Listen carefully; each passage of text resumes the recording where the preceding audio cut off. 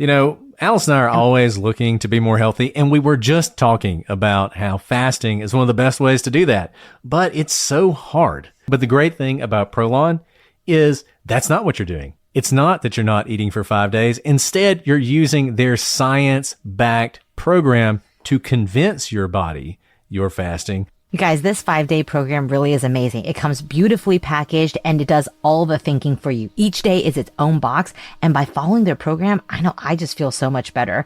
And I can't wait to experience Prolong Next Gen and continue to see results. For a limited time, you can be first in line to experience the new Next Gen at special savings. Prolong is offering the Prosecutors listeners 15% off site-wide plus a $40 bonus gift when you subscribe to their 5-day program. Just visit prolonlife.com/prosecutors.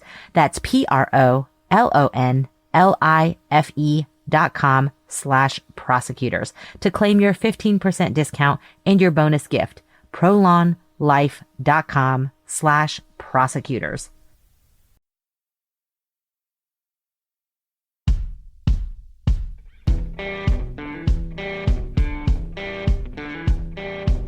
I'm Brett. And I'm Alice. And we are the Prosecutors.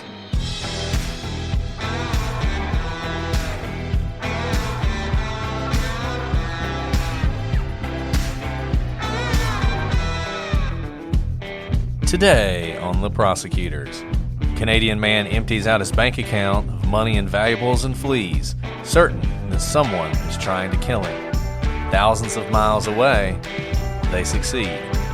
Who killed Blair Adams?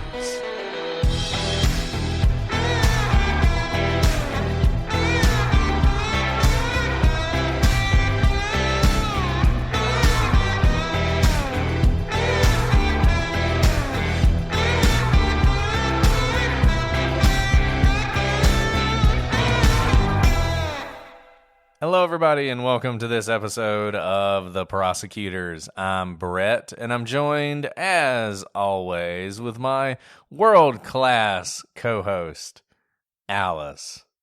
Okay, you don't get off so easy because, guys, before he said world-class, he first called me Bargain Basement Alice, which might be one of the most, poetically vivid shutdowns ever. So thanks. I was trying to go for a shopping theme, and you like things. Bargains are great at this time of year. Everybody's looking for a bargain, right? So that's a good thing. I think you took it the wrong way, which is why I decided to go with world class. I took it the wrong way? Whoa, way to victim blame there.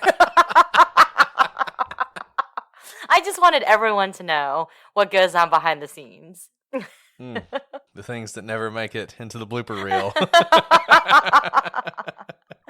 Well, no, I am so happy to be talking to you, Brett. We're kind of both traveling, but I flew across the country with my podcasting equipment because I care about you.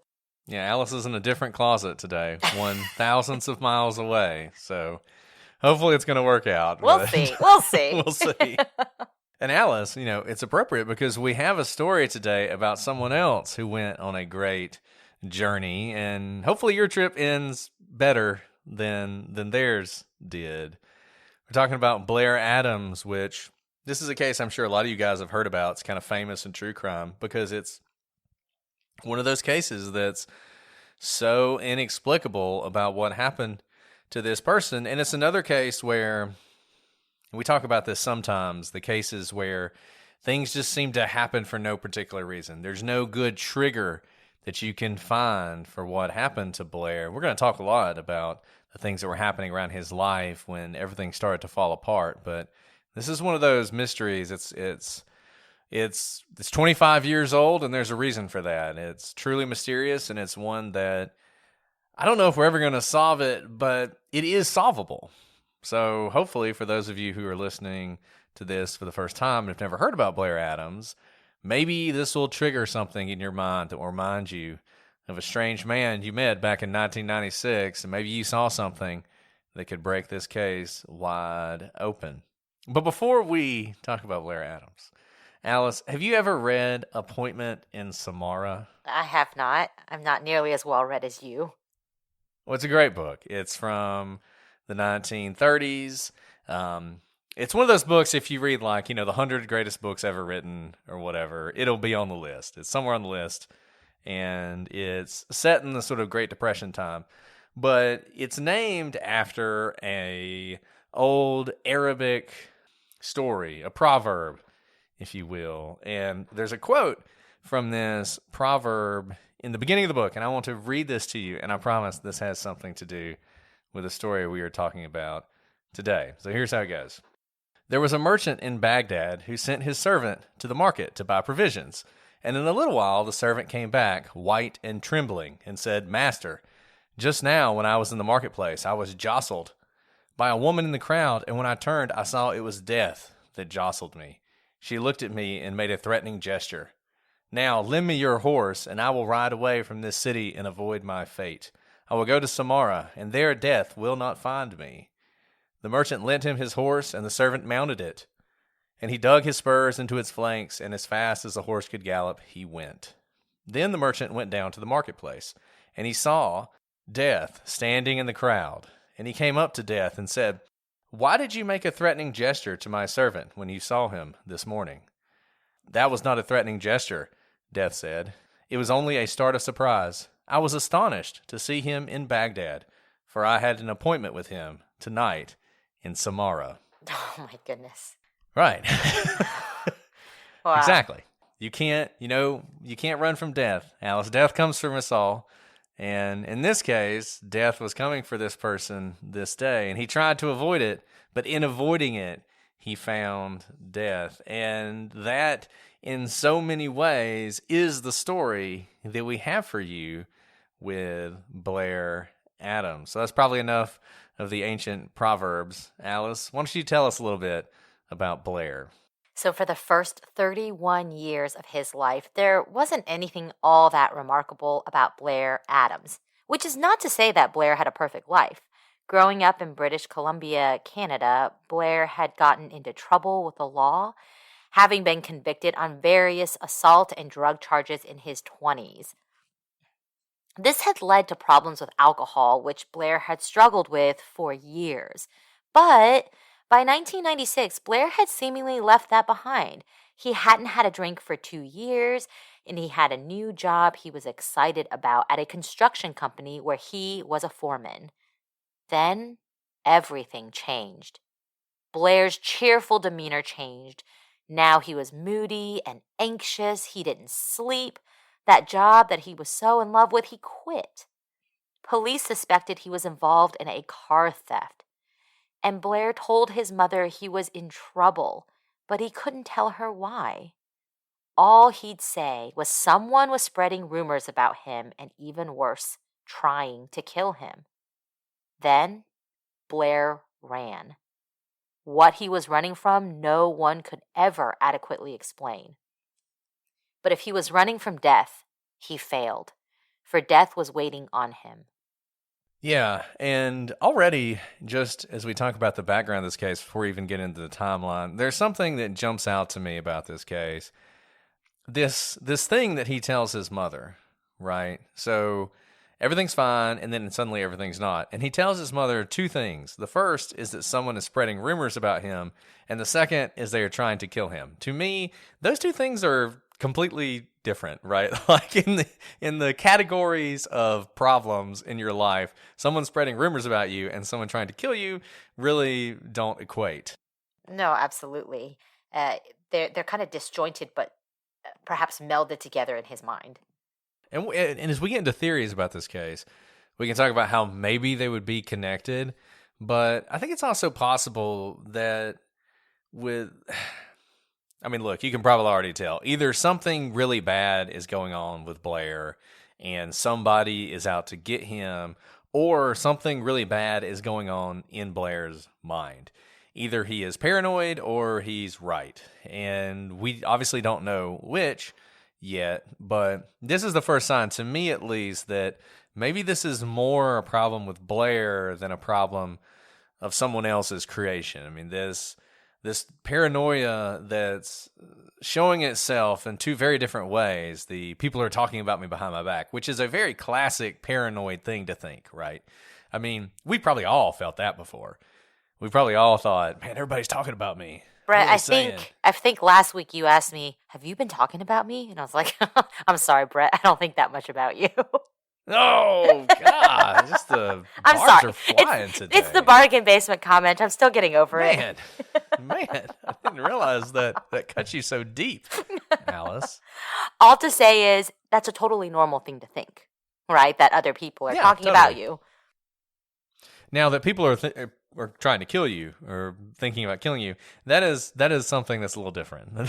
As I said, that's something that's a little bit more serious and not the kind of thing that I think the average person runs into on a daily basis. But we're going to talk about this more. Let's get into the timeline so you see just how quickly everything unraveled here. So Blair had been acting strange for a couple weeks, but things really kicked off on Friday, July 5th. 1996. That's the day that Blair goes to his bank and empties his savings account. He also gets out his safety deposit box, which also had thousands of dollars of cash in it, and gold, and platinum, and jewelry, which he empties out. So he had a nice little, nest egg here at the bank, both in the bank account and in the safe deposit box, and now he's got tens of thousands of dollars on him, either in cash or in things like platinum and gold. And it's funny, we've talked about people who disappear all the time and how typically there's no sign that they actually were trying to run away from their life and they didn't have anything to get them through. If Blair Adams had not been murdered, if he just vanished, we would be talking about a guy who was prepared to start a new life. I mean, he has prepared himself to run. There's no question about that. He has the resources he needs to make some sort of fresh start somewhere. Brett, before we continue, I have to say, doesn't it seem like the holiday season starts earlier and earlier every year? Well, this year I'm actually okay with it because we got to make up for lost time and all the canceled plans of the past year and a half. I don't know about you, but we're going all out with the decorations, the food, and oh my goodness, we had our Christmas tree up very early and we got so many lights and ornaments this year. I'm even going to start gift shopping early, and that's where Faraday comes in. They have gifts for everyone on your list. Faraday's a family-run brand making high-quality, timeless clothing with modern design and functionality. You know when you're searching for the coziest gifts that are practical and stylish? Flannels that feel they've had them for years, lush sweaters, festive tops, and dresses that they can still wear long after the champagne has been popped. Well, that is Faraday.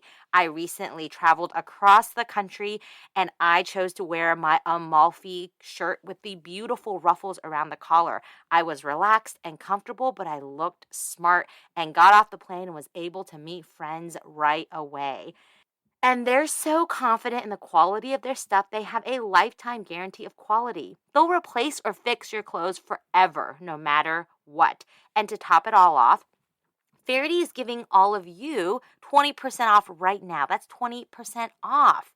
You've probably heard this already, but thanks to the pandemic, shipping delays are going to be major this year. So start shopping now to get all your gifts before the holidays. Head to FaradayBrand.com/TP and use code TP at checkout to get 20% off your first purchase. That's code TP at Faraday, FahertyBrand.com/TP for 20% off. Get this, adults with financial literacy skills have 82% more wealth than those who don't. From swimming lessons to piano classes, us parents invest in so many things to enrich our kids' lives. But are we investing in their future financial success? With Greenlight, you can teach your kids financial literacy skills like earning, saving, and investing. And this investment costs less than that after-school treat. Start prioritizing their financial education and future today with a risk-free trial at greenlight.com/Wondery. Greenlight.com/Wondery. This is a mini meditation guided by Bombas. Repeat after me. I'm comfy. I'm cozy. I have 0 blisters on my toes. And that's because I wear Bombas, the softest socks, underwear, and t-shirts that give back. One purchased equals one donated. Now go to bombas.com/Wondery and use code WONDERY for 20% off your first purchase. That's BOMBAS.com/Wondery and use code WONDERY at checkout. Ryan Reynolds here from Mint Mobile with a message for everyone paying big wireless way too much. Please, for the love of everything good in this world, stop. With Mint, you can get premium wireless for just $15 a month. Of course, if you enjoy overpaying, no judgments, but that's weird. Okay, one judgment. Anyway, give it a try at mintmobile.com/switch. Upfront payment of $45 for 3-month plan, equivalent to $15 per month required. Intro rate first 3 months only, then full price plan options available. Taxes and fees extra. See full terms at mintmobile.com. And it's not long before he attempts to make that fresh start. On Sunday, July 7th, he heads to the Canadian border, attempting to enter the United States. Now, he does this in sort of an unusual way. He tries to take the ferry across to the United States, which apparently where he's at in British Columbia, close to Vancouver, near Seattle, all those places, it's very easy just to drive across the border. But for some reason, he decides to take the ferry. And I don't know if the border guards on the ferry are just a little bit more suspicious than the border guards at the border, or maybe they have more time or whatnot. But they put Blair through a lot of questions. And look, I've crossed the border before many times, and you get little questions like, where are you going? Where you been? How long are you going to stay? That kind of thing. But it's not like they grill you. But for whatever reason, maybe it's because Blair was acting suspicious and nervous and anxious, and these border guards, they picked up on that, and so they started asking him questions, and at some point they found out that he has tens of thousands of dollars on him and all this gold and platinum, and they think this guy, something illegal is going on here. This guy's probably running drugs. There's no telling what he's involved in. They then run his ID. They ask him, do you have any criminal convictions, anything like that? He lies and says no.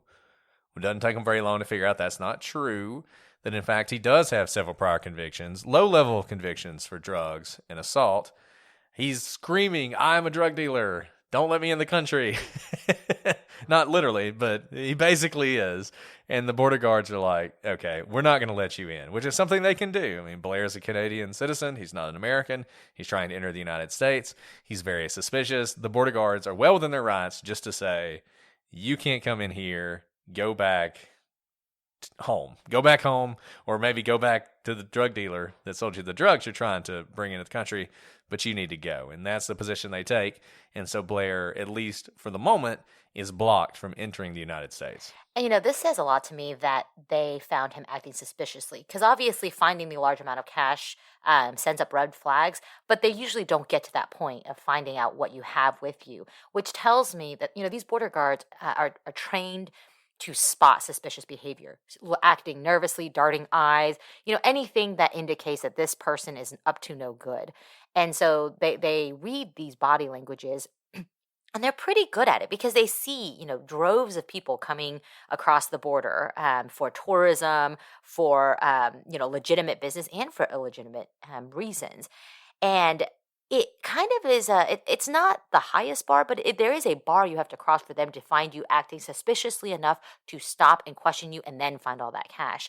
So obviously I don't have a video of what Blair was acting like at the border, but I imagine that it was an external manifestation of whatever he was feeling inside, right? Whether it was his hands moving constantly or shaking his head or even slight tics. Out of nervousness that made the guards point him out of thousands of people. So I get detained every time I cross the border, as I've told Alice's story, because apparently there is someone who has my name, my birth date, born in the same city I was, I guess on the same day, who has a warrant out for their arrest. So every time I cross the border, my ID gets flagged. So I get taken, if I'm at the airport, I get taken back into the back. And I have to answer additional questions or whatever. So one time I was flying back from a foreign country with my fiance, who is now my wife. And and as we're getting ready to go back in, I'm like, maybe if we go through together, they'll just let me go and I won't have to stop. So we go up to the, we're, flying into the United States, and we go up to the little border guard and we give him our passports, and he's super nice and he's chatting with us and everything. And then he's like, ma'am, you can go ahead. I just have a couple more questions for your fiance. And I'm like, oh boy, here we go. So she leaves, and the guy looks at me, and he goes from super cheerful and welcoming to mean border guard, and goes, "What did you do?" Oh my goodness. So then I had to explain, I'm not the guy, it's not me, and which I still had to go into the back and do the extra questions, whatever. So this happens to me every time I try and cross the border, but to this point, I've been let through every time, I guess, because I'm able to convince them correctly that I'm not this other person that they're looking for. But I'm sorry. That's just, of course, you would have someone with like your exact profile. What are the odds that they were even born in the same city as you? I know it's crazy. It's totally insane. But There's a very easy answer for this. You are just the master of double identities. there you go. You caught me, Alice. The truth is revealed. Well, so we know that Blair is refused entry when he tries that time. So the next day, on July 8th, Blair goes to his boss and quits his job. Remember, the job that he really loved and found a lot of pride in. He gets his final check from the job, and then he goes to the airport and buys a $1,600 ticket to Frankfurt, Germany, leaving the next day. I also point out that he has a lot of resources on him. We know that he has his final check from his job, emptied out his bank account, has gold, platinum, jewelry, cash, and can buy this $1,600 ticket, which is not cheap at all, to be able to fly to another country since he failed into getting to the United States. And, it's like he has these resources, and he's not afraid to use them, because any of you who've ever had to buy a last-minute plane ticket, I don't know how much a ticket to Frankfurt normally costs, but it's a lot less than $1,600. Remember, this is also 1996. So this would have been a very expensive plane ticket, but he wants to go so badly that he's willing to pay that exorbitant price to get that ticket.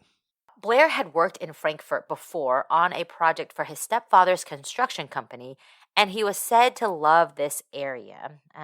Frankfurt is a really beautiful city. I agree with him. And in fact, he had a girlfriend in the area, though he did not inform her that he was coming. That's strange, Brett. At first, Frankfurt seemed to pop up out of nowhere. You can't make it to the United States. Why Frankfurt? Makes a lot of sense. You have a girlfriend there. Why wouldn't you go there? But he doesn't tell her that he's coming, so he's clearly not going to see her. I think maybe Frankfurt was a place that felt safe for him, that had some happy memories, and that's why he gravitated towards it. So maybe she was one of the reasons he wanted to go to Frankfurt, but it wasn't even maybe a conscious thing that he would think, oh, I should call my friends in Frankfurt. He's just like, I need to go somewhere to get away from whatever it is I'm fleeing from. Frankfurt's a great place. I'll go there type thing. And here's what's really interesting. Blair is able to buy the ticket. You usually can't even purchase international flights without inputting your passport number, and it has to be unexpired, usable, that sort of things, because they have no interest in selling you a ticket that they then have to turn you away from at the airport. So if Blair is able to buy this ticket, which he did, it means that he has the passport to get there. So he has successfully bought this ticket. It's supposed to leave the next day. However, he can't wait that long. That very night, Blair shows up at a friend's house after midnight, and he is just in a state of desperation. He begs his friend to take him to the border now. He's freaking out. He's claiming that someone is trying to murder him. The friend is really frightened by Blair's behavior, understandably, and tells him that she can't help him. Now, Blair doesn't push it. He abruptly apologizes and turns around and leaves. Yeah, I just don't know. I don't know. I mean, he has a way out in mere hours, yet that's not soon enough for him. And I think it's so important. It's so important to this. It doesn't answer, well, it could answer the questions we're going to have if Blair had a legitimate fear for his life. If there was actually someone who was after him, then who knows? That might explain all of this. But just as you see this, this feels like someone who's in the grip of some sort of paranoid mental break than someone who's actually endangered. Because although he is very eager to leave, it takes him a few days to leave, and nobody murders him in Canada, right? So I don't know. It comes on suddenly, and and seems to have him totally in its grasp, to the point that even though, as you said, he's got this ticket, all he has to do is wait a few hours and he'll go, but he can't even wait that long. And by the next day, July 9th, he apparently decides he don't want to fly to Frankfurt. He is going to try and cross the border once again into the United States. This time, he decides to go on foot. The Border Patrol, they catch him again, and this time, not only does he strike them as suspicious, and not only is it suspicious that he's trying to walk across the border, but he also matches the description of a man who stole a blue vehicle that day. Now, Blair is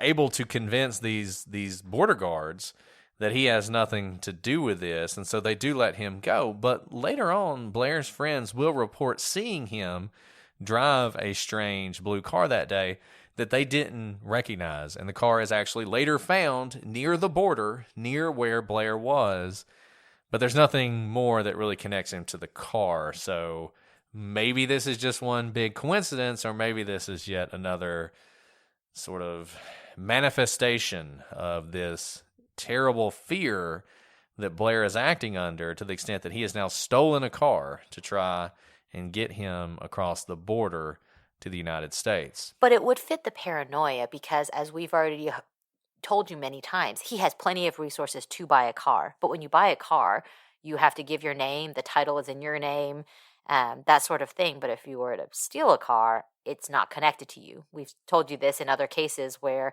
if someone plans to commit a crime, they may go ask to borrow a friend's car so that it can't be traced back to them. And I think that's what he's doing. I think he is trying to avoid someone tracking him. And you continue to see this. I mean, maybe even trying to cross the border on the ferry, which seems like an unusual way to do it, is part of this. They'll never suspect I'll go by the ferry. They'll never suspect I'm going across in a blue car because I don't own a blue car. He buys this ticket to Frankfurt, but he either it's not going soon enough, or he never really intended to use it. And you have to ask yourself whether he intended to use it, because that day, after he stopped from crossing the border on foot, he goes back to the airport, but he doesn't fly to Frankfurt. Instead, he rents a car, a Nissan Altima, and then he drives that car to the border. And this time, miracle of miracles, he finally found somebody who was bored and didn't care to do their job. He is able to cross, so he is now in the United States. And he immediately drives to the Seattle airport, arriving around 4 p.m., parks his rental car, trades in his ticket to Frankfurt, and gets a ticket to Washington, D.C. instead. So he's not going to Frankfurt anymore. Now he's flying to Washington. And he buys a one-way ticket to Washington, which costs $700, which, once again, it's a lot of money for a plane ticket in 1996. And even more striking, the gate agent tries to get him to purchase a round-trip ticket, but he won't do it. The reason the agent's doing that is not to cost him more money. It's actually to save him money. The round-trip ticket is half the price of the one-way ticket to Washington, but Blair refuses. He wants the one-way ticket, and so that's what he gets. And that seems like such an irrational move, because even if he doesn't plan to use the return flight, there's almost no penalty, like he missed his flight. I know people, you can't do that on the flight out. If you were to buy a round trip ticket and you miss your outbound flight, they'll just cancel your whole ticket. But it doesn't affect his inbound flight. So it's interesting that he doesn't just go ahead and buy it. It's almost as if he can't even begin to fathom any world in which he even pretends to come back. Now, the next day on July 10th, Blair arrived in D.C. and rented a white Toyota Camry. He heads down the interstate in the direction of Tennessee, and he's apparently never been to Tennessee and doesn't know anybody in the area. He arrives in Knoxville, Tennessee around 5:30 p.m. At that time, he pulls into a gas station where he finds the attendant and asks for help. His car won't start and he can't get into it. A repair service arrives and immediately identifies the problem. The key Blair gives them is to the Nissan Altima that he rented in Seattle, not the Toyota he's been driving all day. But Blair insists it's the right key, and that is the key he's been using. Confused, the tow truck driver takes the car to a repair shop and drops Blair off at the Fairfield Inn. That is confusing because Maybe he does have 2 keys in his pocket, and he just got them mixed up. Yeah. But it's very confusing.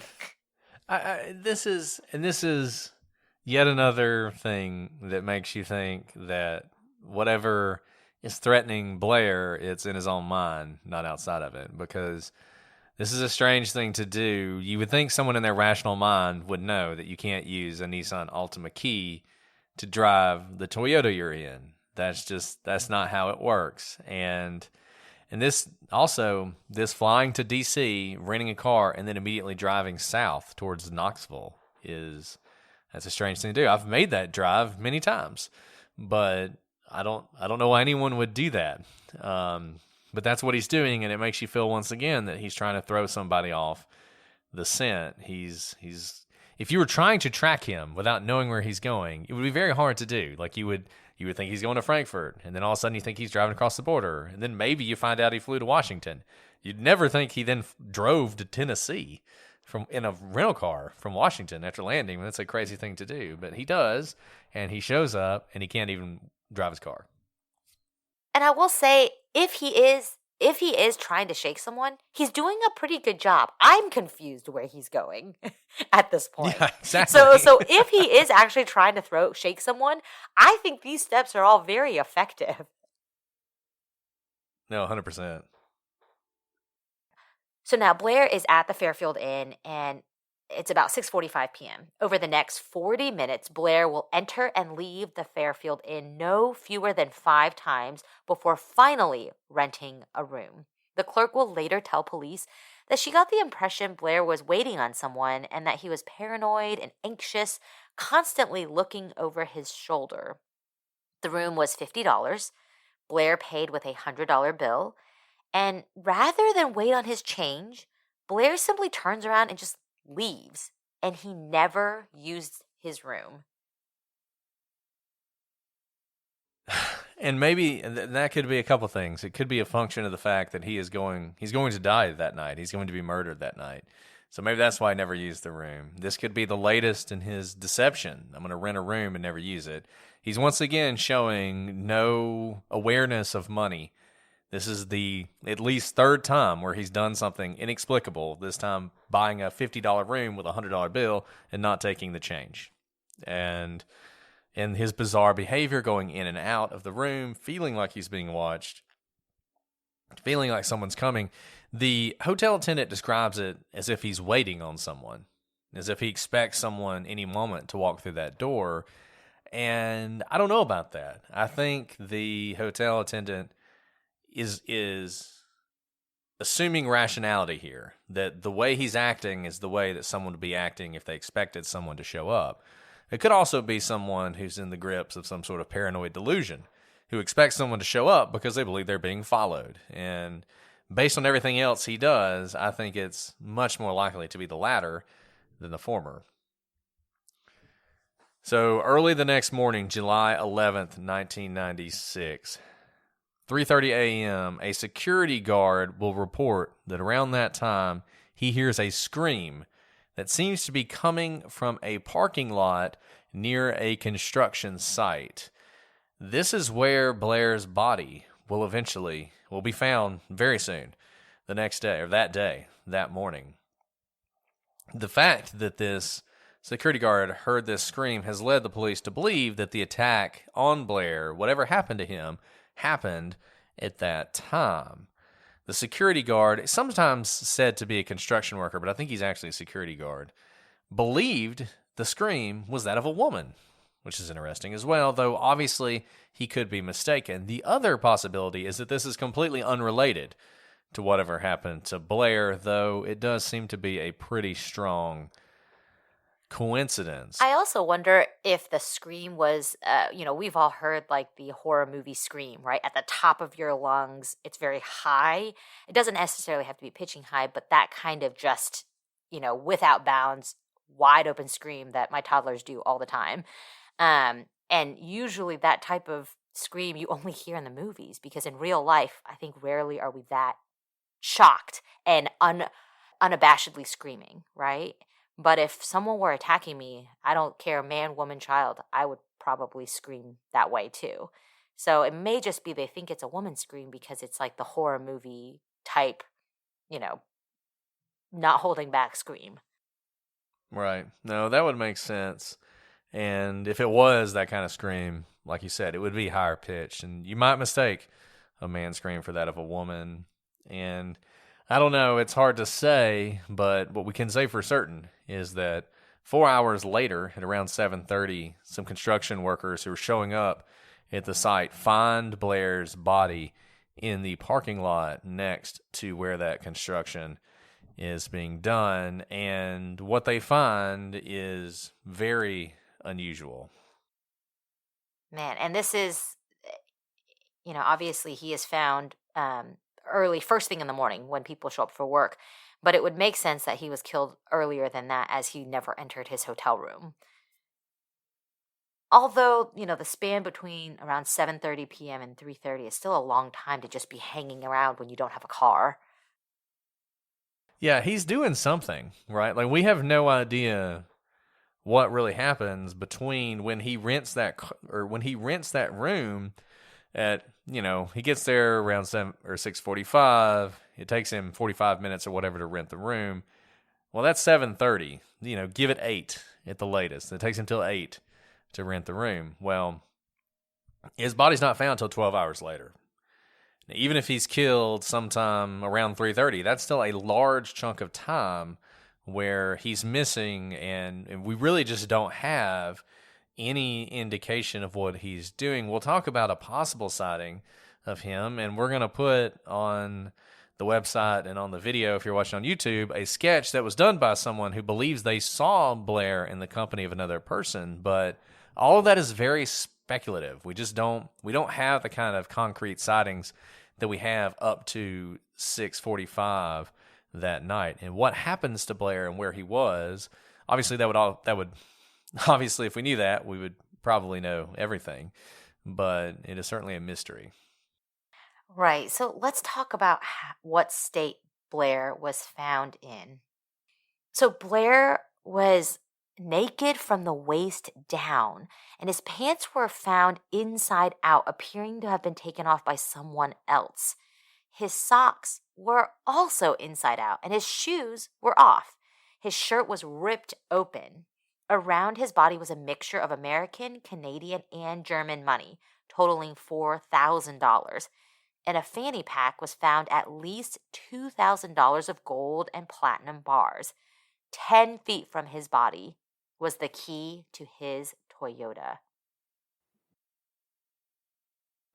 Brett, before we move on, I know that we've already told all our listeners how this is about to become a really busy season for us. We have trials and things are just going back into the courts, and it is a very, very busy time for work. I don't have time to think about going to the grocery store, meal planning, and whatnot. So I am so excited that Green Chef is a partner because they are helping me get food on the table, and delicious food at that. Just tonight, I ran home after court, and Green Chef had an amazing bistro mushroom chicken kit ready for me. It was so quick to throw together. My boys were basically eating it off the pan. I could barely get it onto their plates, and they licked their plates clean. Green Chef is the most sustainable meal kit. You can enjoy your greens while being green. Green Chef is the most sustainable meal kit, offsetting 100% of their plastic packaging in every box and 100% of their carbon footprint and emissions. They are so convenient and easy. Green Chef makes cooking easy so you can spend less time stressing and more time enjoying delicious home-cooked meals. That's a huge priority for me. And it really is just deliciousness delivered. With fresh produce, premium proteins, and organic ingredients you can trust, Green Chef is the #1 meal kit for eating well. You guys have got to try it. Go to greenchef.com/prosecutors10 and use code prosecutors10 to get 10 free meals, including free shipping. That's greenchef.com/prosecutors10 and use code prosecutors10 to get 10 free meals, including free shipping. And Green Chef is now owned by HelloFresh, and with a wider array of meal plans to choose from, there's something for everyone. I know I love switching between the brands for my family, and now all of you can enjoy both brands at a discount on us. So head on over to greenchef.com and see why Green Chef is the #1 meal kit for eating well. Find yourself looking for a new job or change in career? Monster.com is here to help. We are not only here to bring you job postings, but also AI interview prep and salary tools, expert career advice, and top-notch resume services. We've got everything you need to land your perfect job fit. Discover the magic of finding the ideal job with Monster.com. Your future starts now. Visit Monster.com today. Your next job opportunity is just a click away. I don't really know. I don't know what to say about this. This is going to factor heavily into the theories that we're going to talk about. I mean, there's two very interesting things, right? There's the state of his body in a state of undress that seems to indicate someone else has gotten him to that state. If this were a woman, we would have absolutely thought that she had been assaulted or an attempted rape before she was murdered. It's just true there are many fewer cases of rape and murder of a man. It's not impossible, but that's what you think of when someone is undressed, is some sort of sexual assault. But here there's also the element of money. If it were to rob him, a lot was left behind. $2,000 of gold and platinum. And if it's in the fanny pack, you would think someone can just grab the fanny pack and run, as opposed to having to collect the bars individually. Yeah, and people have said, well, maybe they didn't realize it was American money because there's also Canadian and German money there. I mean, maybe. I think if there was if somebody was trying to rob you, they grab the money and they worry about counting it later. You know, they would figure out, I got some loonies here and some francs or whatever the Germans had back then. Deutschmarks, I guess. But it also shows that if he had German money on him, maybe at some point he did intend to go to Frankfurt. Or maybe he just had it with him. But it's I think that's an interesting note as well, is he actually had the German money on him. Maybe to further throw people off, I don't know. But the fact that it's scattered around him and it's mixed together, usually if you're going to exchange money, the exchange booth or the bank gives it to you all in one package. And so the fact that it's mixed together indicates to me that there was maybe some struggle and it was all dropped around him. So it was mixed together after it had fallen around him. Yeah, and I don't know. I mean, it's crazy. This is such a weird thing, and it makes you wonder so many different possibilities.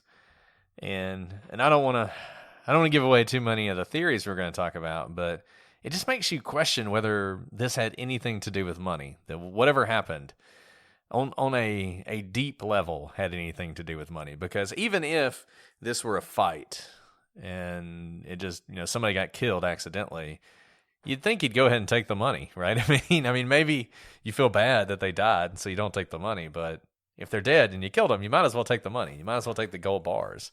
But they don't do that. And then you have the key to Toyota 10 feet away. Some people think that's like a big mystery. Like, where'd the key come from? It was missing earlier, now it's there. I think he had the key the whole time. I think the key is around his body for the same reason the money and the gold and the socks and the shoes and everything else is around his body. Whoever did this to him, or however this happened, resulted in everything in his pockets essentially ending up on the ground. One of those things is the Toyota key. He always had it. He just didn't know he had it. It's not like somebody switched him out to confuse him at the gas station. That didn't happen. He always had it. But I don't know. It's very strange, and it will only get stranger. Yeah, and I think that's exactly right. I bet he just had it in his other pocket, and it's strange that he didn't know he had it in his other pocket.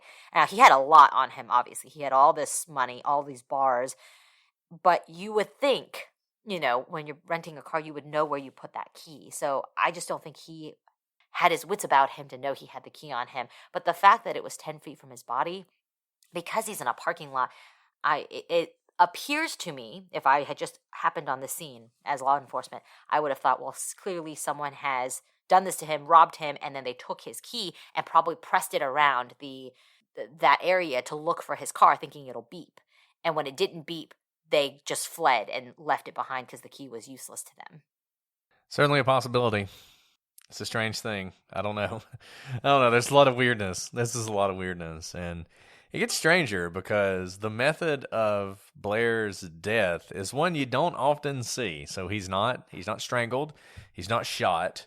He's beaten to death, but in a weird way. He dies of septic shock because he was struck in the stomach with such a violent blow that it actually ruptured his stomach. He had defensive wounds on his hands and on other places on his body. His scalp was cut, and the police have speculated that it was cut by whatever struck him in the stomach. And one thing people have said is it could have been a crowbar. So he gets struck in the head, he's struck in the stomach. Tufts of his hair were missing from his head, and one hand was deeply cut and appeared to have been slammed into the pavement repeatedly to the point that it was black. Police speculated that this crowbar could have been used to do this, and I don't know. I find this hard to believe that you could rupture someone's stomach with a crowbar, but I guess you can. I don't know why I find that hard to believe. I've just not really seen that often. Speaking of his stomach, when the autopsy was done, Blair was found to have meat, shrimp, and lettuce in his stomach, indicating that he had eaten that night and not that long before he was killed. So it appears that he would have gone to a restaurant or some other location where he could have gotten this meal before he died. So what we can tell from the autopsy is this was just an incredibly brutal, ending of his life. I've actually don't think I've ever seen a case where someone died of septic shock because of their stomach rupturing. That's immense internal damage to cause that type of an injury. And obviously, it's not just the stomach. The hand being repeatedly smashed into the pavement indicates maybe some sort of a fight because you use your hands for defending yourself. So maybe there's some sort of a fight. Maybe he's holding something. Maybe it's to... What's strange is we normally see that sort of injury if someone's holding a gun and the other person is trying to get them to release the gun. But I don't think there's any indication he had weapons of that nature with him. So maybe money? Maybe. All these question marks. As we talk about this more, I'm starting to develop maybe a theory in my head, but we'll see as we continue. Okay. Well, let's keep going. Now, let's talk about the physical evidence. Kind of like I said, because of the state of undress that Blair was in, police believed that Blair may have been sexually assaulted. But if he had been sexually assaulted, the attacker left no physical evidence behind. And the only physical evidence was a single strand of long hair that Blair was clutching in his hand. Which is crazy. It's crazy that you could have this kind of what appears to be a fight, like a knockdown, drag-out fight, and not have more physical evidence left behind by the attacker. Now, I know this is outside, but, goodness gracious, there's a lot going on here, Absolutely. And it's just, I don't know. It's we talk about this a lot, but it's physical evidence is not as omnipresent as you think it is. Sometimes it is and sometimes it isn't. Some people are sort of super shedders of DNA and their DNA is everywhere, and some people barely shed any. Some people leave fingerprints all over the place. Some people never leave fingerprints. It's just crazy. You just expect there's going to be all this evidence when you have a crime, and a lot of times there's not. And maybe it tells you something and maybe it doesn't. And that's the frustrating thing about this stuff. Maybe that's what happened here. It's just dumb luck. Maybe it rained that night. Who knows? But there certainly doesn't seem to be much physical evidence to go on. Now, one thing that's been speculated is that maybe Blair was with a man that night. Maybe he found a male prostitute and things went wrong, which has led people to ask questions about Blair's sexuality. It is true that Blair largely dated women, but he did have one relationship with a male roommate that his mother was aware of, and this only matters, as we said, because of that speculation, that perhaps this was some sort of sex transaction gone wrong, and that he was murdered by that person. As we said, there are some reports that Blair was seen with a man that night. We have that sketch of the possible suspect. It's hard to even say it's a suspect that we are going to put online. It's a pretty... the guy has a look to him. If you see this sketch, I feel like if you knew this person, you would recognize the sketch. This is not a generic sketch.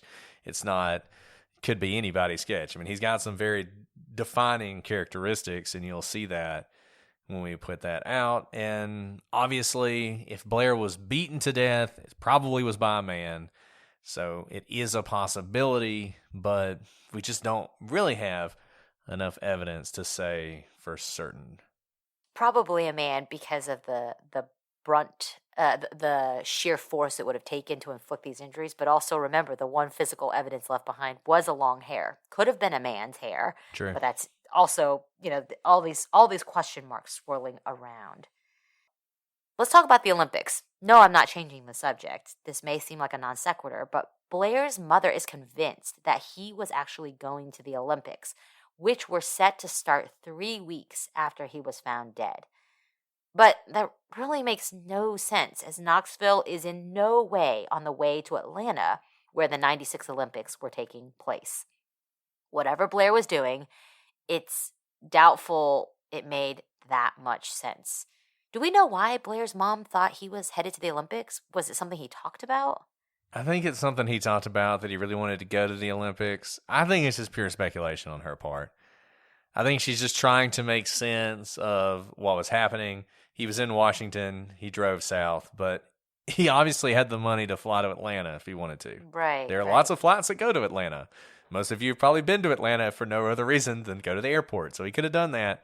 And you don't drive to Knoxville to get to Atlanta. That's not the right way to go. I mean, it's in the general southern direction is about all you can say for it as far as him going to Atlanta. So, I mean, I know it was soon. The Olympics were close, but maybe he was trying to throw off his pursuer so they wouldn't know he was going to Atlanta. I guess that's a possibility, but I don't think it's that. Whatever it's doing, it's not going to make a lot of sense. And him going to the Olympics doesn't make sense, so maybe that supports that theory. But yeah, I don't think the Olympics were on his itinerary. So Brett, what happened? We know this man drained his own bank account, took many steps to attempt to evade someone who he claimed was trying to murder him. He never said who it was. Kind of ironically, he does get murdered, just as he predicted, even though everyone around him thought what he was saying made no sense. So what happened? Well, I think we can knock out a couple theories pretty quickly. I mean, the first one is the simplest. Ordinarily, you find someone dead in, a rough part of town near a construction site. You might think, well, they were robbed, particularly when they have as much money as Blair had and seemingly have no compunction against flashing it around. But if he were robbed, why'd the robber leave all the money? There's money, there's gold, there's all sorts of things around him. It's possible, like Alice said, maybe they were trying to steal the car and they got the key and the car wasn't there and they didn't care about the money, or maybe they didn't notice the money. But it seems hard to believe that they would not have noticed all that money spread. I mean, we're talking $4,000 in cash. That's a lot of cash. I don't care what denomination it's in. That's a lot of cash. And it doesn't seem like they actually robbed him. They may have murdered him, but they didn't actually rob him. And the other option is this is a drug deal gone bad. We talked about this. Blair had problems with both alcohol and drugs. He had been in AA for 2 years, which is a big deal. I mean, that's a big mark to meet if you're in a 12-step program. I have read that he may have stopped going around this time as well, which makes you think of a relapse, though there's no real indication that he was drinking. But maybe it was a drug deal gone bad. Once again, you sell drugs to make money. You don't sell drugs because it's been your dream your whole life to be in the drug business, typically. So, if it were a drug deal gone bad, once again, you would expect you kill the guy and then you rob him. But they didn't rob him. They left the money and they left the gold, which makes me think it's not one of those things.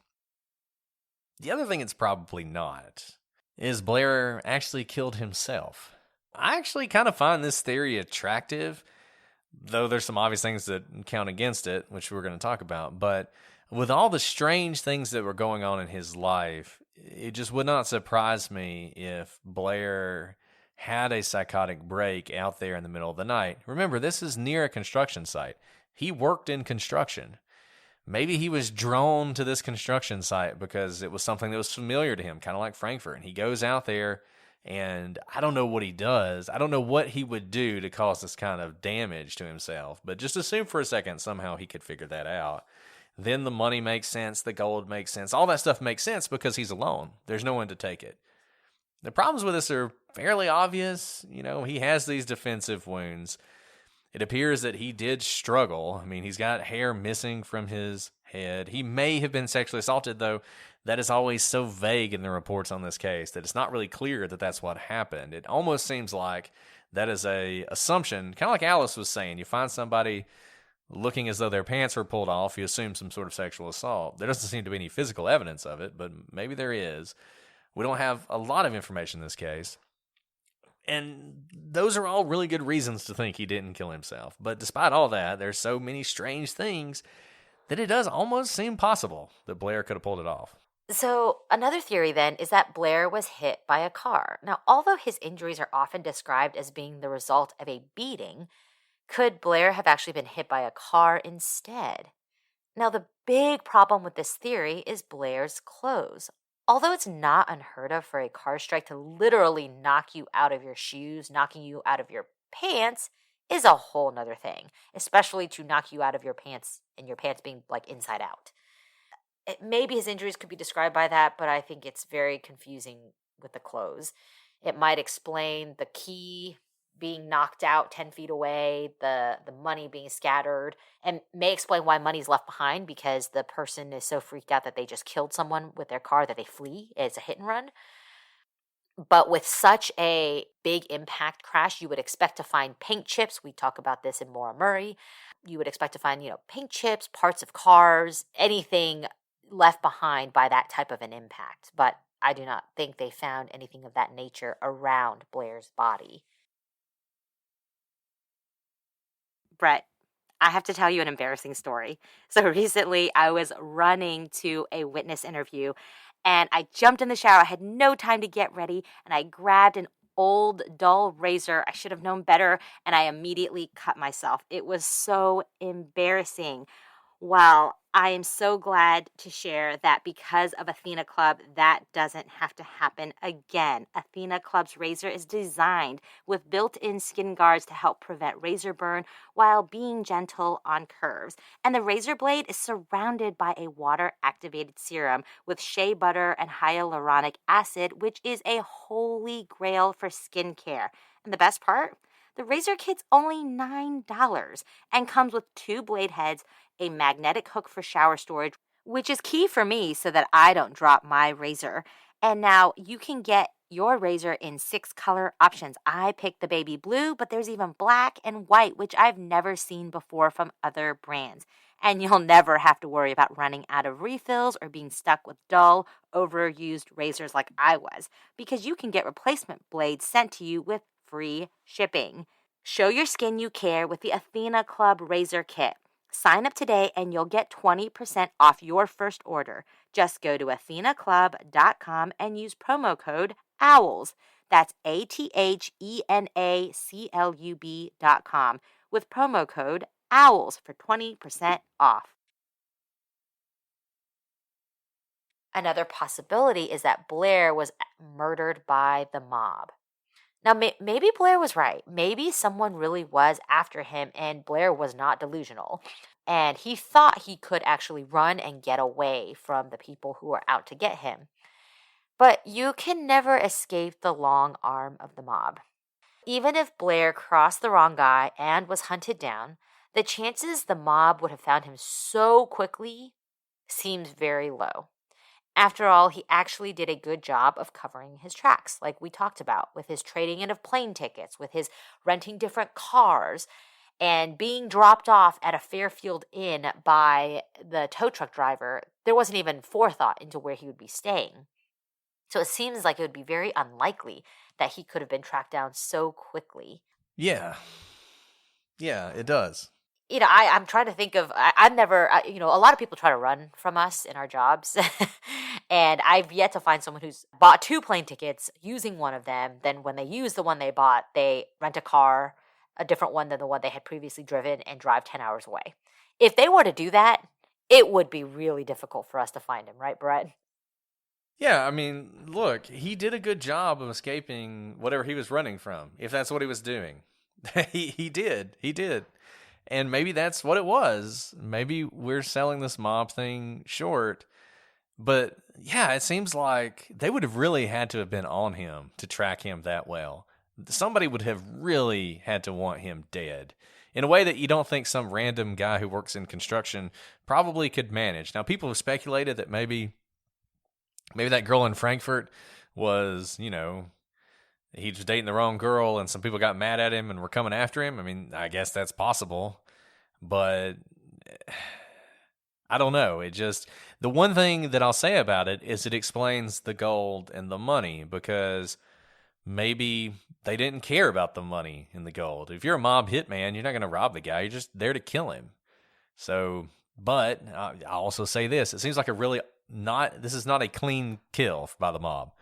I would think most mob hits probably go down a little bit better than what seems to be a brawl in the middle of a parking lot in the middle of Knoxville. That it's just a surprise that nobody saw, and that whoever did it probably had all sorts of defensive wounds on them as well. I mean, Blair fought. He fought back, and you got to think that person, while they survived, did not come out unscathed from that. But obviously, the police were never able to identify a suspect. The fact that we don't know who did this, it kind of does make you think the mob thing seems attractive, but there's really no proof of it. There's no evidence of it beyond it kind of works. It kind of works, and so that's why people think it might be possible. And also, for a mob hit, honestly, this is pretty messy, right? He was in the middle of an area that he could easily be found. In fact, he was found soon after he was murdered. I don't have a ton of mob experience, but there's often dumping of the body, hiding the body, whatever, to just cover up your tracks a little bit. So this is actually a pretty messy hit, if it was a hit. Yeah, completely messy. And that really just leaves one option, and that's a random murder. Blair was just randomly murdered. And it seems like the most likely scenario is that Blair, he's suffering from some sort of mental break.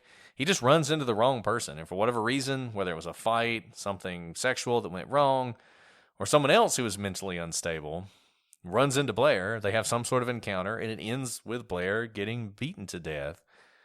Still, it makes you wonder, if that happened, why didn't they take the money or the gold? But maybe if it truly was a random encounter, certainly if it was someone with similar issues to him, they might not even think to take the money. It's also possible that Blair was just acting crazy, that he was acting crazy and ran into the wrong person, and that person wasn't even really a murder to them. It was kind of self-defense. They had a crazy guy, and they, took care of him. They got in a fight with him. They hit him in the stomach. Maybe they didn't even know he died. That's the other possibility. When you strike somebody in the stomach and they die of septic shock, you wouldn't know they were going to die of septic shock. I don't think. I don't think that's something that would happen quickly. Probably you would strike them and then you would run. And then later on they die. And I kind of feel like maybe that's what happened here. He got into some sort of random fight. It wasn't somebody who wanted to rob him. They didn't want to steal anything, and that's why they didn't steal anything. They fought him. They fought him until he was defeated, until he was no longer a threat to them. And then they left, and turns out later on he dies. And it's just truly random. And because it's truly random, it's really hard to solve, because there actually is no connection between Blair and his murderer, not even a mob connection. There's none.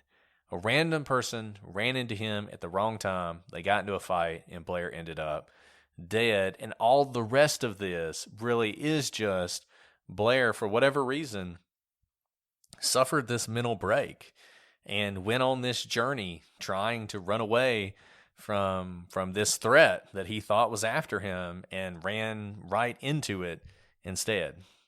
Yeah, Brett. Unfortunately, I think this is the most likely theory. I think all of us have probably been around people who are often, because of their mental illness, on the streets, and they may act in a way that is consistent with having some sort of, psychotic episode, a mental episode, because of some sort of mental disorder, right? Whether it's dangerous or not, we've probably been in situations where it seems like if you were alone with him, especially if maybe 3 a.m., out in the middle of nowhere with no one around, their actions can seem menacing towards you. Especially imagine if Blair took his own clothes off, because that was kind of where he was mentally, and nothing really made sense to us watching from the outside. But maybe he had undressed himself, so you have this a half naked guy walking towards you. Maybe you're with your wife or girlfriend or someone, and maybe he's making gestures towards her. Maybe even grabs her hair. One strand of hair was found on his body, and that is incredibly scary if you don't know whether this man Blair is trying to be menacing or not, but you're trying to protect yourself or the person you're with. And the stomach blow is a non-lethal blow typically. And I can imagine this person, if they are not trying to kill Blair, they just strike him in the stomach to stop this man who maybe has grabbed their friend or their wife's hair, and they're just trying to get away. And maybe his grip hasn't lessened because he's in this heightened state, and they're having to smash his hand against the pavement to have him let go of maybe their clothing or what have you, so that they can get away. But if they wanted to kill him, I think they would have used that crowbar or whatever instrument they used to smash him in the stomach and smash him in the head instead. But I don't see that, which kind of makes me think that he was doing something perhaps that made it really scary for the person who ended up killing him. That's a really good point about the blow to the stomach not being what you would think of as a fatal strike. That's not how you kill somebody if you're trying to kill them. You don't hit him in the stomach. And his wounds, he has some defensive wounds. He has a cut on his forehead, but there's no damage. It's not as if someone was trying to bash his brains in with that. It really seems like the only really forceful strike is to his stomach. The only strike that's not a defensive wound is that. And I think you're right. I think they did not, for whatever reason, wherever this started, they did not intend to kill him, but in trying to deal with him, for whatever reason, they did. They struck him too hard, and he eventually died of that. And I don't know that we will ever know that for sure, but I think it's the thing that fits the evidence the best and explains what you're seeing the best. And Brett, it's even possible that the scream that was heard by the security guard at 3:30 in the morning, when the guard said he thought he heard a woman scream, maybe even was a woman's scream. Maybe Blair reached out and grabbed a woman's hair, and that was the scream that the guard heard. And maybe she or someone she was with fought back with the blow to the stomach that ultimately caused Blair's death. So it's very possible that scream was, in fact, a woman's.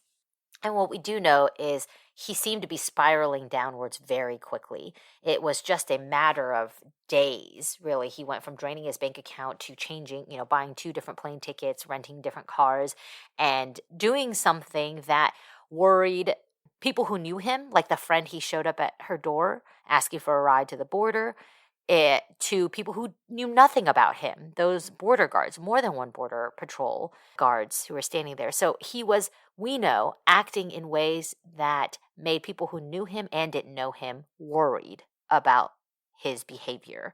And it was happening so quickly that I can imagine that night, now without a car, now in the middle of nowhere. He's not in Frankfurt, where he may feel comfortable and have a girlfriend and have been before, have worked before, know the streets. He is in a city he knows nothing about and has never been to, without a vehicle, which can feel very scary when you feel completely defenseless. And that may have just caused him to spiral out of control that night. And even if you think this is some sort of something sexual gone wrong, I mean, you could imagine he's hooking up with somebody, or it's a prostitute or something along those lines, and then he freaks out. Maybe he decides that person's actually the person who's after him. There's no telling what happened in that parking lot. Something happened in the parking lot. I think it, whatever it was either a random encounter or it started off as a consensual encounter, and somebody freaked out, and probably Blair. A fight resulted, and they didn't intend to kill him, but they did. I mean, I think that's probably what happened. I do too. And it's devastating. It really is, because I don't think he was in his right mind if that is what happened. And he certainly didn't deserve this. And even more sad, I don't think the person who ended up killing him was trying to kill him. Now, he clearly didn't, this person didn't come forward, but they may not even know. They may not even know they killed the person. No, I don't. This may be one of those rare cases where you do have somebody who ended up dead, and there really is no one to blame. I don't think you can blame Blair for this because I don't think Blair was in his right mind. So whatever he did, if he did anything, I don't think was his fault. I don't think he was trying to hurt someone or trying to get in this situation. I just think he wasn't thinking clearly. And maybe it was somebody took advantage of him and it ended like this. But the fact that the money's there and all of that stuff, it just makes me feel like this was something random and unintentional. And you may be right. This person may to this day not know that they killed Blair Adams that night. I mean, this could have been something that happened and they still talk about it with their friends. Like, yeah, man, you remember that time that crazy guy, like, jumped us and we fought him and like I hit him in the stomach and we ran? I mean, who knows? That's absolutely possible. So I don't know. I'm interested to hear what people think about this case. I'm interested to hear if people have their own thoughts or ideas or information. There's not as much information out there on this case as I would like there to be. I know the police have been working on this for 25 years. It might be one of those where if the police could release more information, maybe we could make some progress on what is a pretty cold case. If you do have any thoughts or questions or comments, shoot them to us at prosecutorspod@gmail.com. Check us out on Twitter, Facebook, Instagram, Reddit, wherever you like to talk to folks, at prosecutorspod. You can join the gallery on Facebook, join our discussion talking about this case and others. If you want ad-free episodes, there's always Patreon. We everywhere these days. By the time this episode comes out, we'll be getting close to Christmas, so I hope everybody's got their Christmas shopping going and done. Alice, how's Christmas looking for you? Oh man, I love all the lights. It's so magical. We already have right now. We have our Christmas tree up, and every time my 1-year-old walks down the stairs and sees the lit tree, he's surprised again, and he's so joyful and gleeful, and it's like the most wonderful thing in the world to see. Awesome. Yes. I know we brought our Christmas tree home today and my little girl was very excited about having a tree in the house. I don't think she really gets the whole Christmas thing. It was just having the tree in the house was an adventure for her. So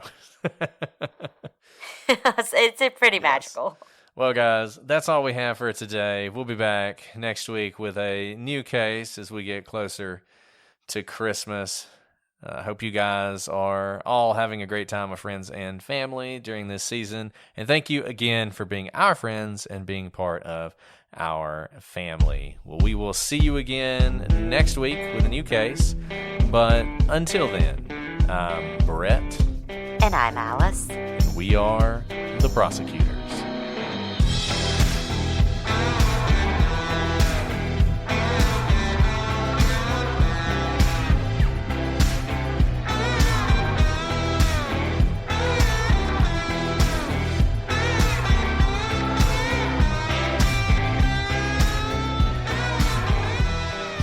You want today? Thinking is hard. Something to do with Black Friday holiday season. Bargain basement? What? Yes, absolutely. That's hilarious. Wow, that's really hits deep. So descriptively mean. I love it. Oh wow. Yeah, you absolutely have. I would never say something. You can say that about me. No. Bargain basement. I am a great deal. You get to listen. You get to listen to me.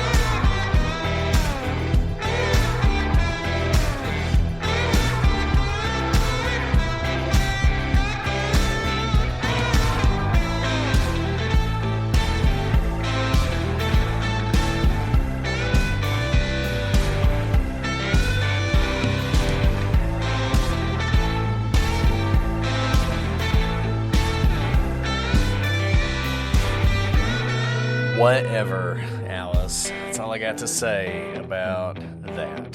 Whatever. I kind of feel like that's the best approach to life, you know? Whatever. Just whatever. Just let it roll off your back. Who cares? Right. I guess that's kind of a nihilistic way to look It at is, but that's okay. Cynical.